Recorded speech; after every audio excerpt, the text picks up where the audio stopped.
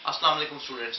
आज मैं एक और अहम लेक्चर के साथ आपके सामने मौजूद हूं। जैसा कि आपको पता है कि मोडाल वर्क की पूरी सीरीज चल रही है आज उसी सिलसिले का एक नेक्स्ट चैप्टर है और वो है मे का क्या इस्तेमाल है, आए वो देखते हैं।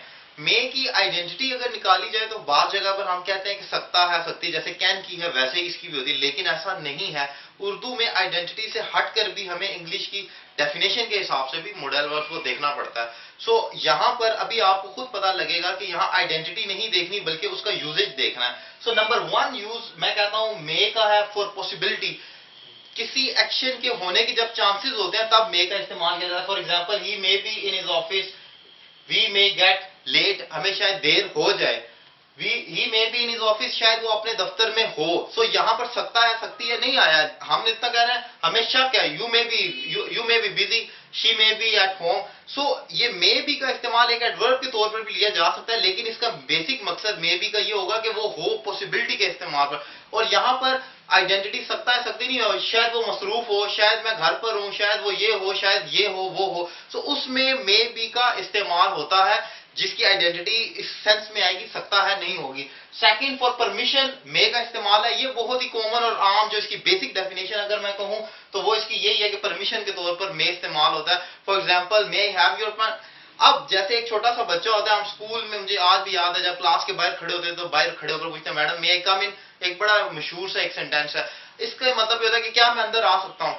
मे और कैन का बेसिक डिफरेंस ये है कि मे में आप परमिशन लेते हैं और कैन में अपनी एबिलिटी बताते हैं। उर्दू दोनों की सेम है। मे कम इन का मतलब है क्या मैं दरवाजे से अंदर आ सकता हूं। अब वहां पर अगर बच्चा खड़ा होकर ये कह दे मैडम कैन आई कम इन, तो एक सवाल ये उठेगा कि ये बच्चा मुझसे क्यों पूछ रहा है कैन ही कम इन और नॉट। ये तो कैन वो अपनी एबिलिटी वो खुद ही जानता है, क्या उसकी टांगों में इतनी जान है कि वो चलकर अंदर आ सकता है या नहीं। मे इजाजत है वो मैं दूंगा उसको, वो जो सुनने वाला है उसने देनी है। और कैन वो जो एक्शन कर रहा है, जो वहां पर मौजूद है, जो बोल रहा है, ये उसकी एबिलिटी पर होगा कि आया उसके अंदर ताकत है उस एक्शन को करने की या नहीं। सो मे और कैन का इस्तेमाल थोड़ा सा ट्रिकी है, लेकिन इतना भी नहीं है।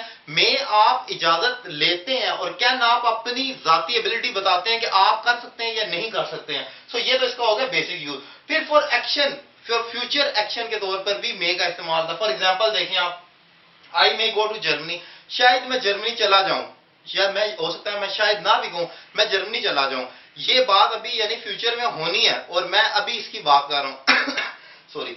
इसमें आपने देखा कि बजाहिर फ्यूचर का एक्शन है, लेकिन हम मोडाल वर्ब जो है वो प्रेजेंट का ही इस्तेमाल करेंगे। पॉसिबिलिटी के तौर पर मे का इस्तेमाल होगा। ही मे पास द एग्जाम, शायद वो इम्तिहान पास कर ले फ्यूचर में, यानी कि अभी उसने नहीं किया और फ्यूचर में कर ले। तो जब आपने फ्यूचर की किसी एक्शन की बात करनी हो थोड़े से शकूक व शुबात के साथ, तो वहां पर भी मे का इस्तेमाल होता है। सेकंड फॉर विशेस, ये एक बहुत कॉमन सी चीज है, हम लोग मोस्टली इसको इस्तेमाल कर रहे होते हैं।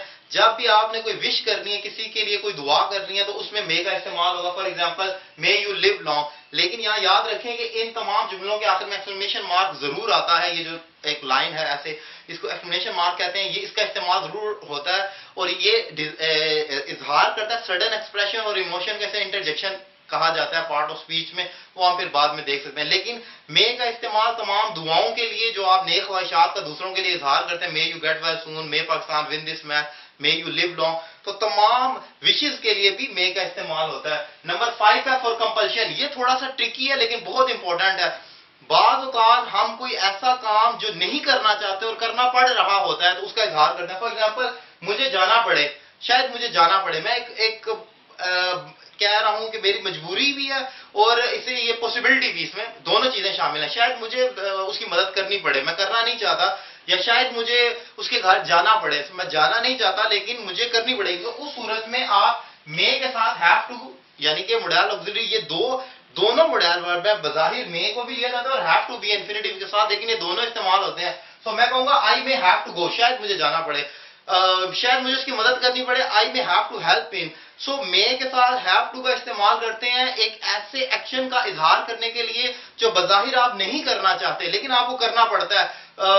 आई may have to give him my pen, शायद मुझे उसे अपना पेन देना पड़े, I may have to lend in my car. So इन तमाम जुमलों में जो एक्शन आप नहीं करना चाहते और आपको करना पड़ता है मजबूरी के लिए, कंपल्शन के अंदर, वहां पर मे के साथ हैव टू का स्ट्रक्चर जरूर फॉलो होता है, जिसका मतलब ये होता है कि आप एक्शन नहीं करना चाहते पर आपको करना पड़ेगा। सो मे का ये बेसिक यूज है और ये बहुत अहम है। मैं समझता हूं कि अगर आप इन 5 यूजेज जो इसके मेन है ये भी जहन में रखें तो आपको काफी हेल्प हो सकती है। और मैं अभी फिर वही बात कहूंगा कि अगर आपके जहन में आइडेंटिटी का कंसेप्ट है तो वो यहां नहीं चलेगा। आपने देखा कि इन तमाम जुमलों में ही अगर फोकस किया जाए तो मुख्तलिफ जुमलों की मुख्तलिफ आइडेंटिटी निकल रही है। मैं ये नहीं कह सकता कि मे की आइडेंटिटी हर जुमले में सकता है सकती जिन जुमलों के आखिर में आप समझे मे है, ऐसा नहीं है। कहीं पर कुछ और है, कहीं पर कुछ और है, लेकिन आपने यूजेज के सेंस में देखना है कि यूजेज क्या हो रहा है। आप आइडेंटिटी से उसे फोकस नहीं कर सकेंगे। Thank you very much.